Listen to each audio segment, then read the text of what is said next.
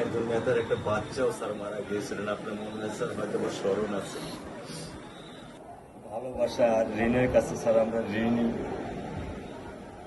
কিন্তু স্যার আমার মারা যাওয়ার পরে আমার যে কষ্টটা দেখেছি তা আপনার স্যার কিছুটা আমি বুঝতে পারি। আমি এতটুকু আপনাদেরকে বলার জন্য আজকে এখানে এসেছি যে এটা বিচারিক ছিল। আমি তো অনেক কথা বলতে পারি, দুটো কথা আমি বলতে চাই। ইনশাআল্লাহ এতটুকু বিশ্বাস রাখেন যে আল্লাহ যাতে বিচার আপনারাই দেখবেন। একটা আমি আছে আর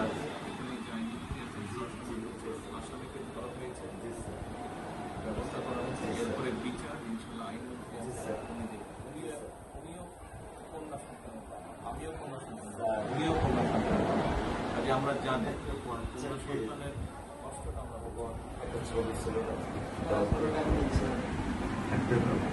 স্যার কিছু বলে বলেন না, আমি শুধু আপনি মেয়ের বাবা, আপনিও স্যার একজন মেয়ের বাবা। শুধু একটা আমি দৃশ্য আপনাকে স্যার দেখাবো, আর কিছু দেখাবো না স্যার, আমি দেখবো না স্যার, স্যার আমি দেখবো না স্যার, এটা নিয়ে আমি সারা জীবন স্যার আমি দেখবো না। আমি কি করে দেবেন সারা জীবনে দৃশ্য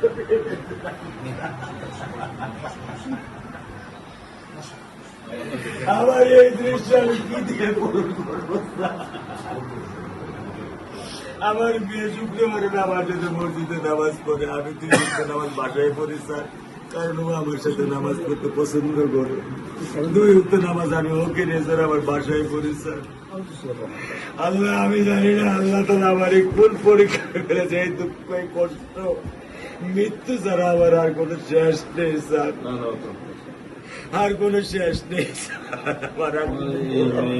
আপনার দায়িত্ব মানে প্রধানমন্ত্রী নেবে, আমাদেরকে তো আপনাদেরকে শক্ত হতে হবে না, আপনার তো বড় মেয়েটা রয়ে গেছে, এখন তো ওর জন্য আপনাদেরকে শক্ত থাকতে হবে। স্যার সত্য কথা, আমি যখন ওকে ভ্যানে পাঠাই আমি খুব বল পাই, আমি কালকেও বলে দিছি যে আমি আর ভ্যানে দিব না, তুমি প্রতিদিন ওকে রিস্কায় নিয়ে যাবা, রিস্কায় করে নিয়ে আসবা।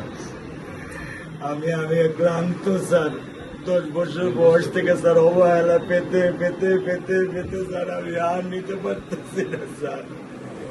আল্লাহ আমার ভাগ্যে দিছে, আমি কি করবো